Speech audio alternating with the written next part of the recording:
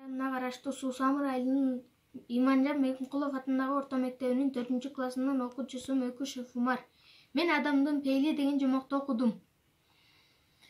Бир кичинекей кыштакта кемпир менен абышка жашап жүргөн. Анан абышка токойго барып отун чапып жүргөн. Акча тапып жүргөн отун чабып. Анан ал акчасына күнүмдүк тамактарын алып келип жешкен. Анан бир күнү баягы чал токойдон отун алып келип, токойдогу майда отундар калбай баштайт экен. Анан балтам окуп калыптыр, кемпир курчутуп берчи дейт экен. Анан кемпир курчутмуш болуп, эптеп курчутуп берет экен. Анан чал барса, майда отун калбай калыптыр. Анан бир арчанын түбүнө барып, арчаны чабайын деп атканда, арчага адамча сүйлөткөн арча. Эй, абышка, мен чаппа. Мен сага бир баштык алтын тыйындарды берем дейт. Анан чал өйдө туруп караса, өз жагына илинип турган бутакта алтын тыйындар илинип турган экен.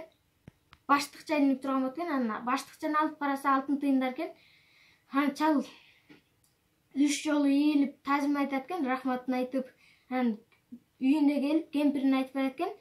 Ушундай деп. Анан кемпири сүйүнүп барып оокаттарын алып келет экен. Анан бир кыштын аяздуу күнүндө боз үйүнүн тешиктерин бүтөйт экен.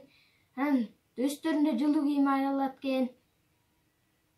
Бир күнү чал балтаны жакшылап курчутуп бер, мен баягы арчага барып, мындан да көп алып келейин акчаны дейт экен. Бизне тентимиш байдан тентимиш байдай жокпузбу дейт экен.